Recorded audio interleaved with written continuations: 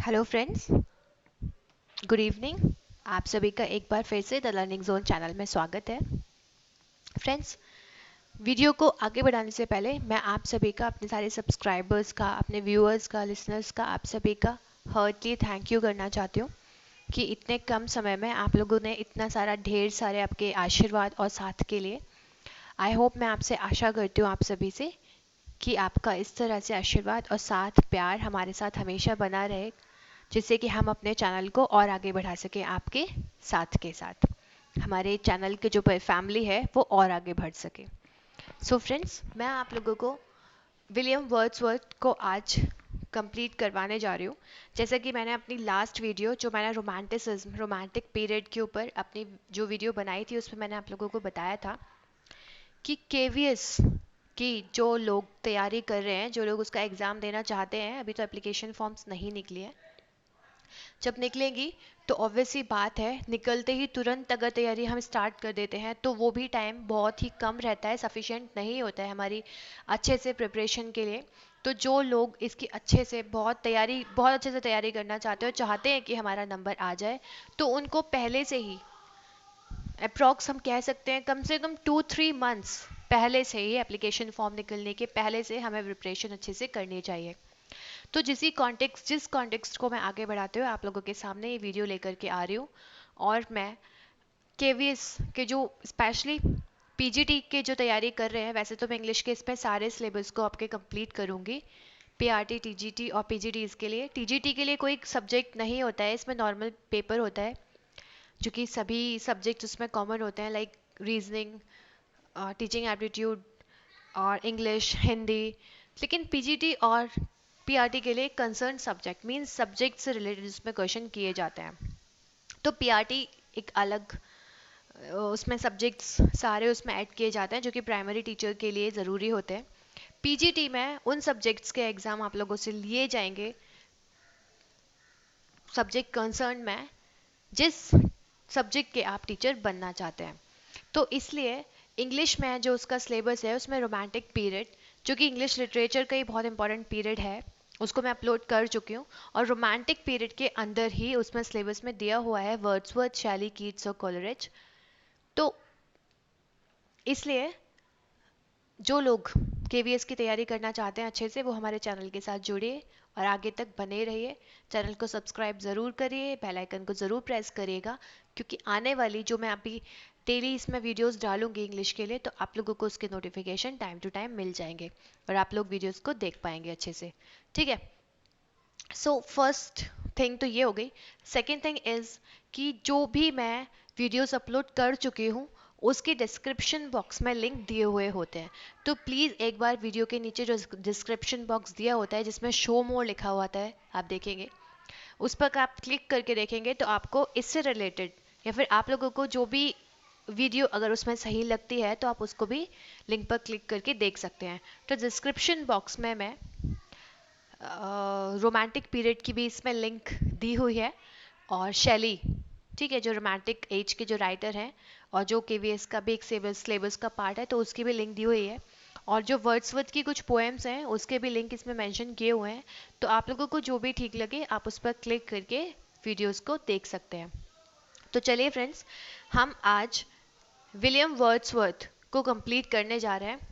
मेरे हिसाब से जो लिटरेचर पढ़ रहा है, जो इंग्लिश जिसका सब्जेक्ट है, तो बहुत, मतलब रेयर ही ऐसा कोई इंसान होगा जिसने वर्ड्सवर्थ का नाम नहीं सुना होगा। तो आज हम अपनी इस वीडियो में वर्ड्सवर्थ की बायोग्राफी, उनके लाइफ से छोटे से कुछ इंट्रोडक्शन आज हम पढ़ेंगे। ठीक है। जो भी ज़रूरी है हम मोस्टली इस वीडियो में कवर कर लेंगे, और अगर मुझे ऐसा लगता है कि कुछ पॉइंट ऐसे हैं जो मुझसे मिस हो गए हैं, तो मैं आप लोगों को वो भी शेयर कर दूंगी। ठीक है। वैसे जहाँ तक मैंने पूरी कोशिश की है कि एक भी पॉइंट आप लोगों से मिस ना हो। तो आज हम वर्ड्सवर्थ की छोटी सी जो बायोग्राफी है उसको पढ़ेंगे, वर्ड्सवर्थ की पोइट्रीज की, क्योंकि मेनली वर्ड्सवर्थ पोइट्रीज के लिए ही फेमस थे। उनकी बहुत सारी पोएम्स हैं, तो उनकी मेन थीम क्या है, इसके बारे में आज हम बात करने जा रहे हैं। उनके इम्पॉर्टेंट वर्क्स, जो उनकी इम्पॉर्टेंट पोएम्स हैं, उनका हम छोटा छोटा सा एक इंट्रोडक्शन आज पढ़ने जा रहे हैं, इम्पॉर्टेंट पोएम्स को। ठीक है। और और भी जो वर्ड्स से रिलेटेड अदर इम्पॉर्टेंट पॉइंट्स हैं, उनको भी आज हम इस वीडियो में कवर कर लेते हैं। ठीक है, so let's start the video. Okay, let's start with the biography of William Wordsworth. William Wordsworth was born in 7th April 1717 Cockermouth, Cumberland. ठीक है, विलियम वर्ड्सवर्थ का जन्म 7 अप्रैल 1770 1770 में कोकरमाउथ में कम्बरलैंड में हुआ था. ठीक है, वर्ड्सवर्थ ने education saint John's college Cambridge से अपनी शिक्षा हासिल की थी. तो इस सेकंड पॉइंट से रिलेटेड मैं आप लोगों को एक बात बताती हूँ कि वर्ड्सवर्थ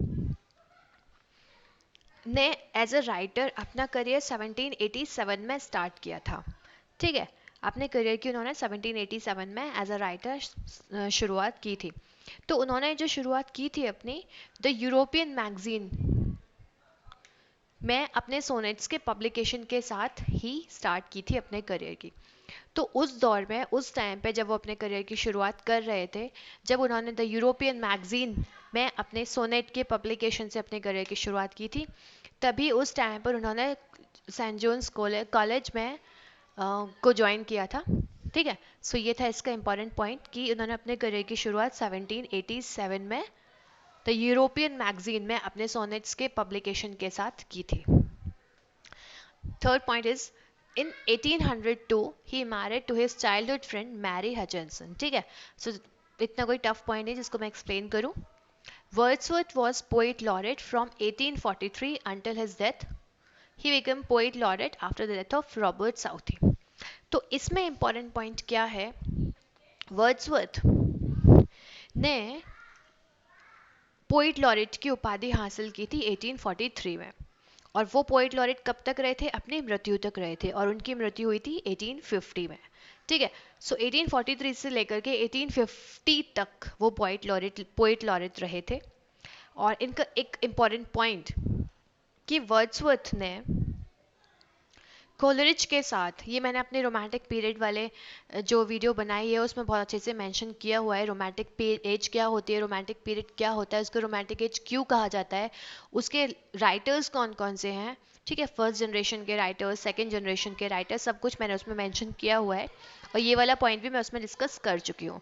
लेकिन वो लोग जिन्होंने वो वीडियो नहीं देखा है, तो मैं आप लोगों को एक बार फिर से बता देती हूँ कि वर्ड्सवर्थ ने कोलरिज के साथ, Samuel Taylor Coleridge, ST college आप लोगों ने नाम सुना ही होगा, के साथ मिलकर के फर्स्ट टाइम लिरिकल बैलाड्स को इंग्लिश लिटरेचर में पब्लिश किया था.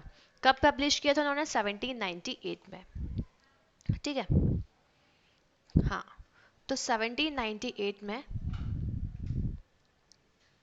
उन्होंने कॉलरिज के साथ मिलकर के लिरिकल बैलाड्स को इंग्लिश लिटरेचर में पब्लिश किया था फर्स्ट टाइम, और रोमांटिक एज की भी शुरुआत की थी. ठीक है, सो इसके बाद जो इम्पोर्टेंट पॉइंट है कि 1843 में उनको पोइट लॉरेट बनाया गया था. तो पोइट लॉरेट वो किसकी मृत्यु के बाद बने थे, रॉबर्ट साउथी. रॉबर्ट साउथी की डेथ के बाद उन्हें पोइट लॉरेट बनाया गया था. ठीक है, एंड इनकी डेथ के बाद, वर्ड्सवर्थ की डेथ के बाद, अल्फ्रेड लॉर्ड टेनिसन को पोइट लॉरेट बनाया गया था.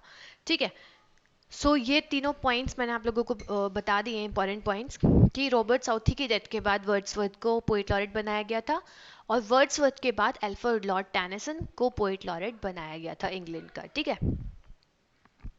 ही was died in 23rd April 1850 at the age of 80 at Rydal, Westmorland, England, जहाँ पे उनका घर था.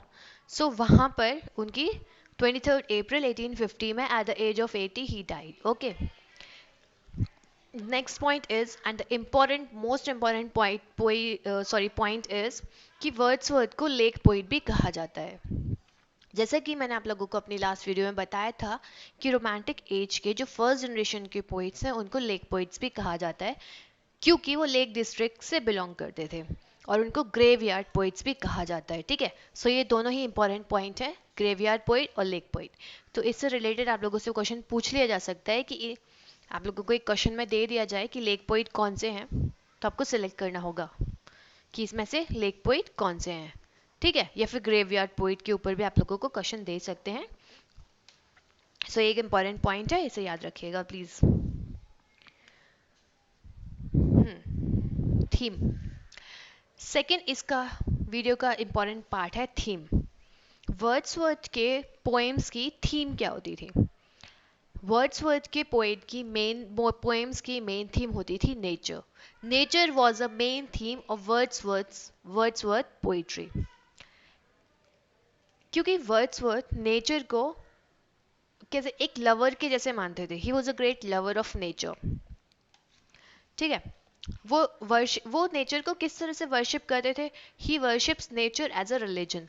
वो एक धर्म के जैसे नेचर को मानते थे। वो मानते थे कि नेचर ही सब कुछ है। ठीक है, एक लिविंग सोल, एक हीलर के जैसे वर्ड्सवर्थ ने नेचर को माना है अपनी सारी पोएम्स में, इवन अपनी लाइफ में भी।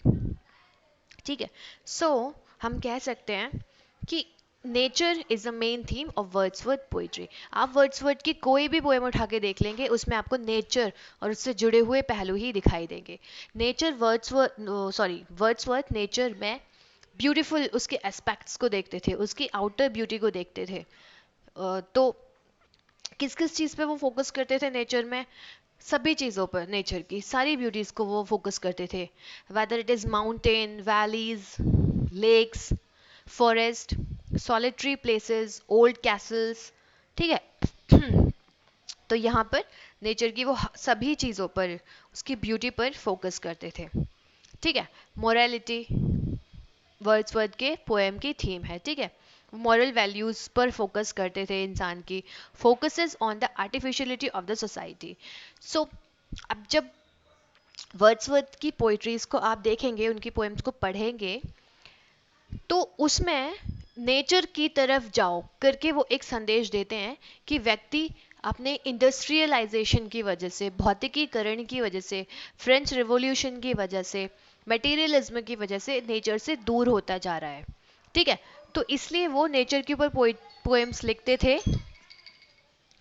कि व्यक्ति नेचर से जुड़ सके, नेचर की तरफ जा सके, उसके अच्छे पहलुओं को देख सके। तो वो इन सब चीज़ों को डिस्क्राइब करने के साथ साथ वो जो उस समय की जो रिच सोसाइटी थी, उसकी आर्टिफिशियलिटी को भी इसमें अपनी पोएम्स में डिस्क्राइब करते हैं। इसका एक बहुत अच्छा सा एग्जाम्पल आप देख सकते हैं अपनी वर्ड्सवर्थ की पोइट्रीज में। ठीक है, the world is to much with अस एक पोएम है, उसमें भी आप देख सकते हैं अगर आप लोगों ने पढ़ी हो तो, कि किस तरह से वो इंग्लैंड की रिच सोसाइटी को, हाई क्लास सोसाइटी को किस तरह से क्रिटिसाइज करते हैं। वो उनकी पोएम्स में देखने को मिल जाएगा। इमेजिनेशन। अब imagination is also the second most important point of the romantic writers. कि जो राइटर्स होते थे, रोमांटिक पोइट्स होते थे, वो नेचर के साथ साथ इमेजिनेशन को भी अपने वर्क्स में मेन फोकस करते थे। ठीक है, इमेजिनेशन, कल्पनाओं में रहते थे। जो पोइट्स होते थे उनके वर्क में उनकी कल्पना साफ तौर पे देखने को मिलती है कि कितने ज़्यादा हाईली इमेजिनेटिव हैं रोमांटिक पोइट्स। ठीक है, कि मतलब एक जगह बैठे बैठे वो कौन सी दुनिया में चले जाते हैं, वो कल्पनाओं की दुनिया में खो जाते हैं कि अगर ऐसा होता, अगर मैं ऐसे होता तो मैं ये करता।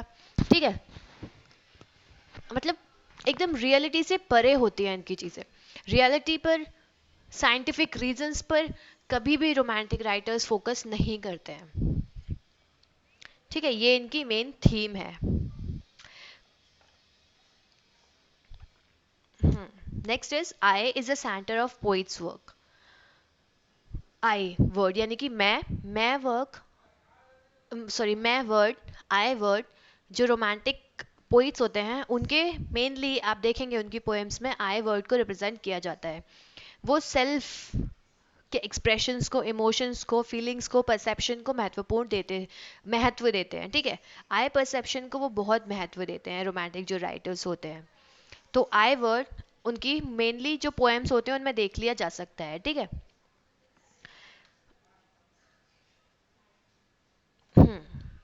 और strong value of emotions, feelings and senses. Romantic जो राइटर्स होते हैं उनके जो पोएम्स होते हैं उनके वर्क्स में स्ट्रॉन्ग वैल्यू होती है, स्ट्रांगली फोकस किया जाता है इमोशंस पर, इंडिविजुअल इमोशंस पर, भावनाओं पर व्यक्ति की। उनके सेंसेस पर, ठीक है। वो साइंटिफिकली रीजंस पे फोकस नहीं करते हैं कि साइंटिफिकली तो ऐसा नहीं होता है तो फिर हम अपनी पोएम्स में इस तरह से मेंशन क्यों करें। वो इमेजिनेटिव चीज़ों पर ज़्यादा ध्यान देते हैं। वो पर्टिकुलर व्यक्ति की फीलिंग्स पर, उसके सेंसेस पर, उसके इमोशंस परसेप्शंस को फोकस करते हैं जो रोमांटिक राइटर्स होते हैं, ठीक है। They give importance of imagination rather than the scientific reasons or logic. Logic की कोई जगह नहीं है रोमांटिक वर्क्स में, रोमांटिक राइटर्स के वर्क्स में, ठीक है। इमोशंस, फीलिंग्स, सेंसेस को ये इंपॉर्टेंस देते हैं। सो ये तो पॉइंट हो गए इसकी थीम्स के कि रोमांटिक राइटर्स के, विलियम वर्ड्सवर्थ की पोएम्स की कौन कौन सी थीम्स होती हैं, ठीक है, किस किस चीज़ पे फोकस करते हैं। सो यहाँ पे हमने थीम को भी कंप्लीट कर लिया है। And one more thing friends, अगर आप लोगों के मन में कोई भी डाउट हो या फिर कुछ भी ऐसा लगे आप लोगों को समझ में नहीं आया है, या फिर मुझे किस चीज़ पर और फोकस करना चाहिए, या फिर कोई भी ऐसी चीज़ जो मैं आप लोगों की हेल्प कर सकूं, तो प्लीज़ अपने व्यूज़ मेरे साथ कमेंट बॉक्स में ज़रूर अपनी बातें, अपने व्यूज़ मेरे साथ शेयर करिए, क्योंकि जब तक आप लोग शेयर नहीं करेंगे मुझे कुछ भी समझ में नहीं आएगा, कुछ भी पता नहीं चलेगा, ठीक है। तो चलिए हम आगे बढ़ते हैं उनके वर्क्स पर, वर्ड्सवर्थ के, ठीक है। So the prelude, the prelude Wordsworth की लॉन्गेस्ट पोएम्स में से एक है, ठीक है। It was the longest and semi autobiographical poem of Wordsworth.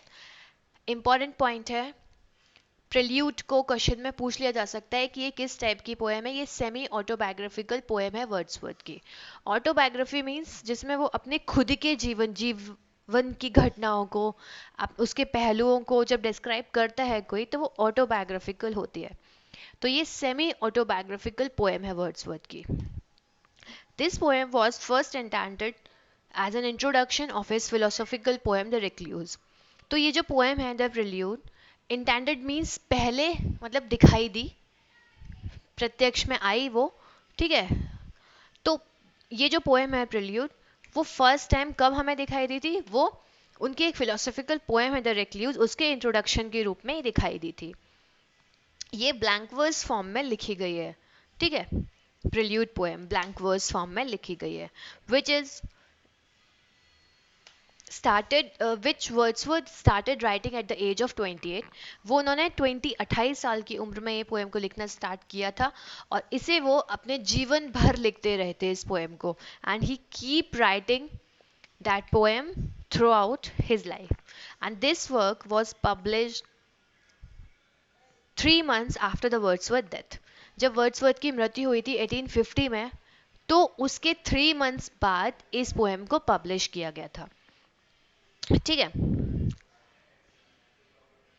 इसमें जो पोएम है प्रिल्यूड, इसमें वर्ड्सवर्थ अपने खुद की माइंड और सोल की ग्रोथ के बारे में बात करते हैं, ठीक है।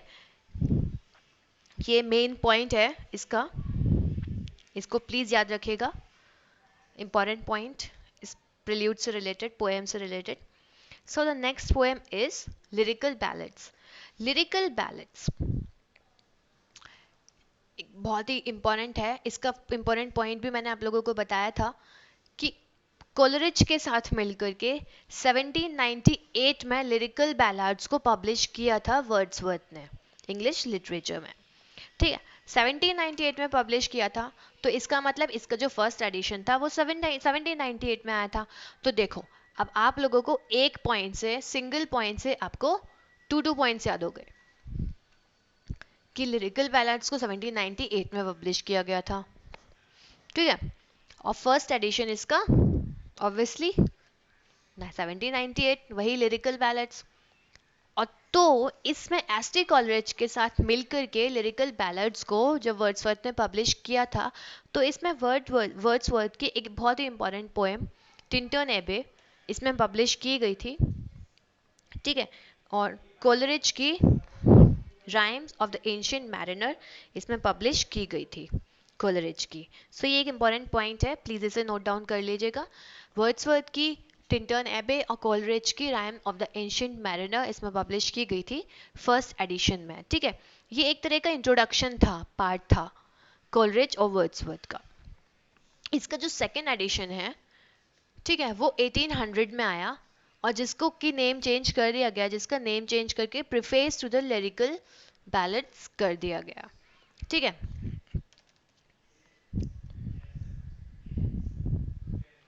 इसका थर्ड एडिशन आया 1802 में, और फोर्थ एडिशन आया इसका 1805 में। सो ये एक इम्पॉर्टेंट पॉइंट थे इससे रिलेटेड। आई होप आप लोगों ने नोट कर लिए होंगे। अगर आपको लग रहा है कि मैं थोड़ी फास्ट हूँ, तो आप वीडियो को पॉज करके भी इसको नोट डाउन कर सकते हैं। नेक्स्ट पोएम इज टिंटन एबे।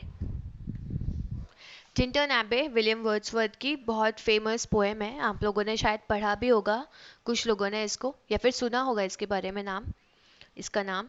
तो this is the Wordsworth most important और most famous poem which published in 1798, जिसे 1798 में पब्लिश किया गया था। जैसे कि मैंने आप लोगों को अभी बताया कि लिरिकल बैलेट्स का फर्स्ट जो एडिशन था वो 1798 में पब्लिश किया गया था, और जिसमें टिंटन एबे को वर्ड्सवर्थ ने पब्लिश किया था, ठीक है, लिरिकल बैलेट्स में। तो 1798 में इसे पब्लिश किया गया था। ये जो पोएम है, इसमें ओड जो फॉर्म होती है पोएम्स की, उसको उसके एलिमेंट्स देखने को मिलते हैं ये, और ये ड्रामेटिक मोनोलॉग में लिखी गई है। ठीक है, ये the place where this poem has written is located on the bank of river Wye. एक रिवर है WYE, WYE करके रिवर है, उसके बैंक यानी कि उसके किनारे पर इस पोएम को लिखा गया था। ठीक है, जो कि बहुत ही सुंदर एग्जाम्पल है नेचर का और उसकी ब्यूटी का। तो वाई रिवर के किनारे पर इंपॉर्टेंट पॉइंट है, एग्जाम में पूछ लिया जा सकता है अक्सर कि कौन सी रिवर के बैंक पर ये पोएम टिंटन एबे लिखी गई थी, और 1798 में इसको पब्लिश किया गया था। सो टिंटन एबे से रिलेटेड मैंने आप लोगों को इंपॉर्टेंट पॉइंट्स बता दिए हैं। आई होप आप लोगों ने नोट डाउन कर लिए होंगे। Next is resolution and independence. Resolution and Independence is written in 1802 and published in 1807 in poem in 2 volumes. 2 volumes करके इनका एक मैगजीन थी, उसमें इस पोएम को पब्लिश किया गया था, रिजोल्यूशन एंड इंडिपेंडेंस को। ठीक है, ये जो पोएम है, ये वर्ड्सवर्थ के एक्चुअल एनकाउंटर, जो लीच गैदरर्स करके, लीच एक उसको एक एक्चुअल एनकाउंटर है, उसके ऊपर ये लिखी गई है, near his home at Dove Cottage at Grasmere. ठीक है, so next is the world is too much with us. World is too much with us भी वर्ड्सवर्थ की लिखी हुई एक बहुत ही ब्यूटीफुल पोएम है, जो इयम्बिक पेंटामीटर में लिखी गई है, और जो मॉडर्न सिटी लाइफ को डिस्क्राइब करती है। जैसे कि मैंने आप लोगों को इसकी थीम्स में भी बताया था कि मॉडर्न सिटी लाइफ को, इंग्लैंड की जो रिच हाई सोसाइटी थी, उसको क्रिटिसाइज करते हैं वर्ड्सवर्थ। उनकी पोएम्स में भी उनके ये काम देखने को मिलते हैं। तो Wordsworth sorry William, the world is too much with अस, इसका एक बेस्ट एग्जाम्पल है, जिसमें वो मॉडर्न सिटी लाइफ को क्रिटिक करते हैं। मॉडर्न, इसमें वो बताते हैं जो मॉडर्न जो मैन है, जो मॉडर्न व्यक्ति है, वो अपना कनेक्शन खो चुका है। He lost his connection with nature, he is going, मतलब वो नेचर से बहुत दूर जा चुका है। किस लिए? मटेरियलिज्म के कारण, इंडस्ट्रियलाइजेशन के कारण। ठीक है, ही wishes if he were a person pagan again, sorry, इस जब आप पोएम को पढ़ेंगे तो आप इसमें देखेंगे कि इसमें गॉड्स को भी मेंशन किया है वर्ड्सवर्थ ने। तो यहाँ पे वो बोलते हैं कि अगर मैं पैगन होता, ठीक है, ऐसी करके उन्होंने कुछ कल्पनाएं की हैं। इस पोएम, अगर आप इस पोएम को पढ़ना चाहते हैं, आप लोगों के सिलेबस में है ये, तो इसका डिस्क्रिप्शन बॉक्स में भी लिंक दिया हुआ है, प्लीज़ आप लोग इस पोएम को पढ़ सकते हैं, बहुत अच्छी पोएम है ये। And in this he see different images of God.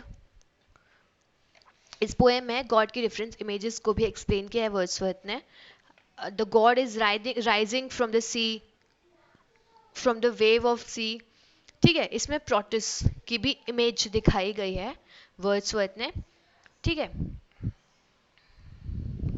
जो कि उनको दिख रहा है कि समुद्र से जो प्रोटस, जो देवता है, जो गॉड है, ठीक है, वो निकल रहे हैं, ठीक है, और वो शंखनाद कर रहे हैं, वो बजा रहे हैं, उनका जो वो बजाने का है इंस्ट्रूमेंट जैसे कुछ वो बजा रहे हैं। तो इस तरह के इमेजिनेशन का वर्ड्सवर्थ ने इसमें यूज किया है। Solitary reaper, solitary reaper was publish in 1807 in the form of ballad. ये बैलेड फॉर्म में लिखी गई है, जो कि एक यंग गर्ल के ऊपर ये पोएम है, वो लिखी गई है यहाँ पर। डेफोडिल्स, डेफोडिल्स आप लोगों ने नाम सुना होगा, बहुत ही फेमस पोएम है वर्ड्सवर्थ की। डेफोडिल्स 1807 में पब्लिश की गई है। इन this poem he was wondering around a village, ठीक है, विद हिज सिस्टर डोरोथी। ठीक है, फर्स्ट इज डोरोथी वाला जो लाइन मैंने बोला वो बहुत इंपॉर्टेंट है, क्योंकि एग्जाम में बिल्कुल पूछ सकते हैं कि वर्ड्सवर्थ की सिस्टर का नेम क्या था। डोरोथी था, ठीक है, डोरोथी, DOROTHY। तो इस पोएम में वो अपनी सिस्टर डोरोथी के साथ एक विलेज में घूम रहे हैं, ठीक है, 1802 में अप्रैल का जो टाइम है, and he discovering a field of beautiful flowers of daffodils. Daffodils एक प्रकार का फ्लावर होता है। तो वो वहाँ पे विलेज में घूमते टाइम अपने सिस्टर के साथ, तो वो देखते हैं कि शायद स्प्रिंग सीजन था उस टाइम पर, मुझे ज़्यादा अच्छे से नहीं याद है, काफ़ी टाइम हो गया इस पोएम को पढ़े हुए। तो उसमें वो देखते हैं कि एक फील्ड है, और वो फील्ड भरा हुआ है किससे, डेफोडिल्स फ्लावर से। तो उसकी ब्यूटी को इमेजिन करके उसके ऊपर उन्होंने ये पोएम लिखी है। Next is composed upon Westminster Bridge. It was written in 1802. ये सोनेट फॉर्म में लिखी गई है।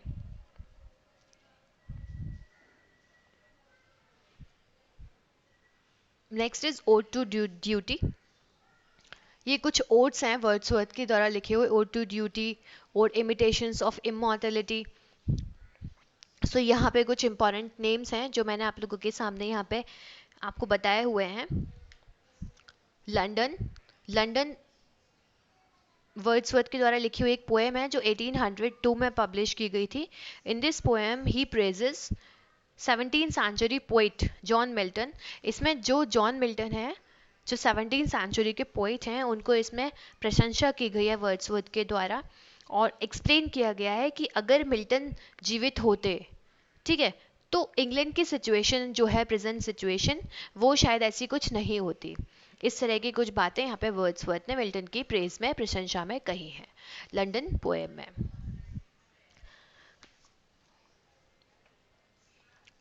ओड टू ड्यूटी, जैसे मैंने आपको बताया, ये वर्ड्सवर्थ के द्वारा लिखा हुआ एक ओड है, जो ओड फॉर्म में ही है। ऑब्वियसली जब ओड नाम लिखा हुआ है तो कंपोज्ड अपॉन वेस्टमिंस्टर ब्रिज, ये 1802 में लिखा हुआ उनकी पोएम है, जो सोनेट फॉर्म में लिखी गई है।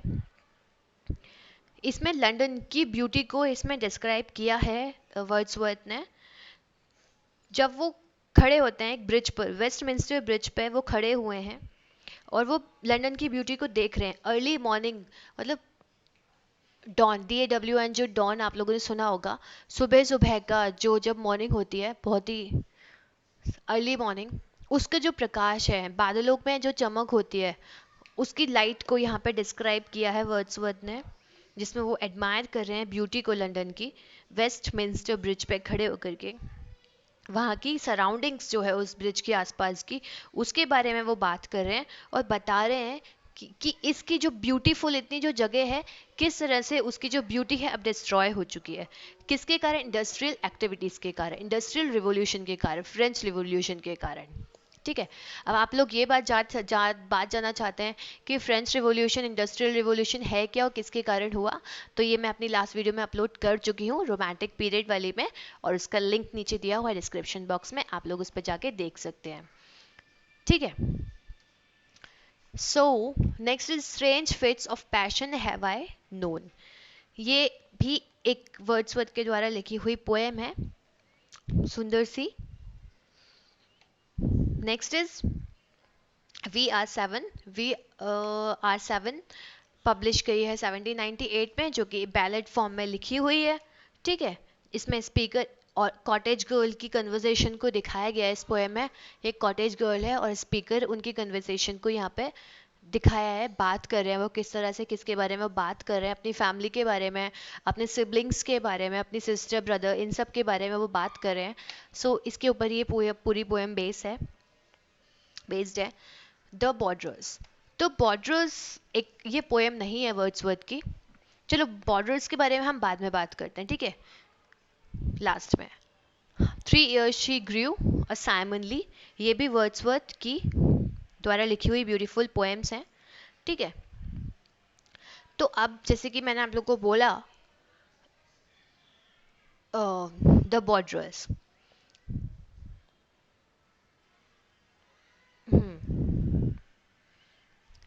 यस, सॉरी फ्रेंड्स, एक इंपॉर्टेंट पॉइंट है जो मेरे को आप लोगों को बताना है इस पोएम का। Strange fits of passion have I known.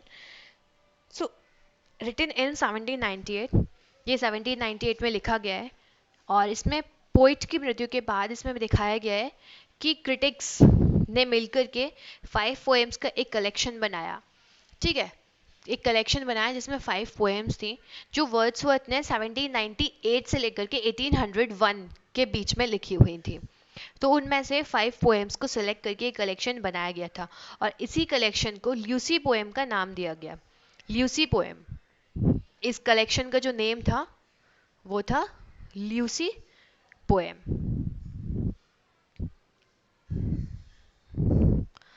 Lucy poem, ठीक है, which revolves around the fantasy of Lucy's death. जो ल्यूसी की डेथ के आसपास की जो फैंटेसी है उसके बारे में ये पोएम लिखी गई है। सो ये एक इम्पॉर्टेंट पॉइंट था। आई होप आप लोगों ने नोट डाउन कर लिया होगा ये, कि वर्ड्सवर्थ की डेथ के बाद क्रिटिक्स के द्वारा एक कलेक्शन बनाया गया पोएम्स का, 5 पोएम्स का। ठीक है, और इस कलेक्शन को ल्यूसी पोएम का नाम दिया गया, जो कि ल्यूसी की डेथ की फैंटेसी के ऊपर चारों ओर घूमती है, बताती है उसकी। ठीक है, तो यहाँ पे हम बात करते हैं द लास्ट बॉर्डर्स। वैसे तो वर्ड्सवर्थ की लिखी हुई बहुत सारी पोएम्स हैं। इतने सारे वर्क्स को एक साथ एक वीडियो में डिस्क्राइब नहीं कर सकते थे हम, वीडियो भी बहुत लंबी हो जाती। तो हमने कुछ इंपॉर्टेंट पोएम्स को और उनसे रिलेटेड कुछ इंपॉर्टेंट पॉइंट्स को आप लोगों के सामने डिस्कस किया है। तो बॉर्डर्स क्या है? ये बॉर्डर्स जो है वो वर्ड्सवर्थ के द्वारा लिखा हुआ ओनली प्ले है। ये इकलौता प्ले है जो वर्ड्सवर्थ ने लिखा है। ठीक है, और ये कब लिखा गया है? 1795 से लेके 1797 के बीच में ये प्ले लिखा गया है, द बॉर्डर्स। आप लोगों से बिल्कुल एग्जाम में पूछ सकते हैं कि वर्ड्सवर्थ का कौन सा प्ले है, द बॉर्डर्स है, जो 1795 से 1797 के बीच में लिखा गया है। ये एक वर्स ट्रेजेडी है। ठीक है, तो which was sad during the rain of king Henry third, जो कि उस समय यूरोप का जो किंग थे, किंग हेनरी थर्ड, उनके शासनकाल में लिखी गई है। ठीक है, लेकिन ये जो इनका प्ले है वो पब्लिश नहीं किया गया। ठीक है, ये स्टेज प्ले है जो नवंबर 1797 में इसको परफॉर्म होने वाला था स्टेज पर, लेकिन ये रिजेक्ट कर दिया गया थॉमस हैरिस के द्वारा। थॉमस हैरिस कौन थे? वो मैनेजर थे उस हॉल के जहाँ पे ये प्ले होने वाला था। कॉन्वेंट कॉन्वेंट कुछ एग्जैक्ट मुझे नेम याद नहीं है उन मैनेजर का, वो सॉरी, थॉमस हैरिस तो मैनेजर का नेम है, जहाँ पे ये प्ले होने वाला था उसका एग्जैक्ट नेम मुझे याद नहीं है। तो वहाँ पे इस प्ले को रिजेक्ट कर दिया गया था, तो इसलिए इसको ज़्यादा इतनी पॉपुलैरिटी मिली नहीं है और इसको पब्लिश भी नहीं किया गया था। सो ये था इस प्ले से इंपॉर्टेंट रिलेटेड पॉइंट्स। तो यहाँ पर हमने वर्ड्सवर्थ को कंप्लीट कर लिया है। और शैले, जिसको मैं पहले ही वीडियो अपलोड कर चुकी हूँ, तो उसका भी डिस्क्रिप्शन बॉक्स में लिंक दिया होगा आपको, क्योंकि केवीएस में 4 पोइट्स अभी मेंशन थे रोमांटिक एज के, वर्ड्सवर्थ, शैली, कीट्स और कॉलरिज, जिसमें वर्ड्सवर्थ को हमने आज कर दिया। शैली की डिस्क्रिप्शन बॉक्स में लिंक दी हुई होगी, और कीट्स और कॉलरिज की वीडियो हम जल्दी आप लोगों के सामने लेकर के आ रहे हैं। तो प्लीज़ हमारे चैनल के साथ बने रहिए, और अगर पसंद आया आपको मेरा एक्सप्लेनेशन वीडियो तो प्लीज़ लाइक करते हुए ज़रूर जाएगा। आप लोग भूल जाते हैं, वीडियो ख़त्म होती भागते हैं सीधे आप लोग, तो प्लीज़ लाइक ज़रूर करिएगा। शेयर भी ज़रूर करिएगा अपने फ्रेंड्स के साथ जो जो लोग भी इसकी तैयारी करने जा रहे हैं, ठीक है। और वैसे तो ये लिटरेचर का बहुत इंपॉर्टेंट पार्ट है, हर सिलेबस में ये मेनली ऐड किया जाता है। सो प्लीज़ चैनल के साथ बने रहिए, वीडियो को लाइक शेयर सब्सक्राइब ज़रूर करिए, अपने व्यूज़ मेरे साथ कमेंट बॉक्स में शेयर ज़रूर करिए। Thank you friends, good day.